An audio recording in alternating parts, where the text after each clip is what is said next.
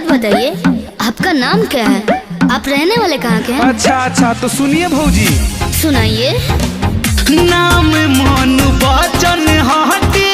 अच्छा। घर बक्सर हो। बड़ी सुंदर नाम है जी। तहरा से मिले खातिर आइब अक्सर हो।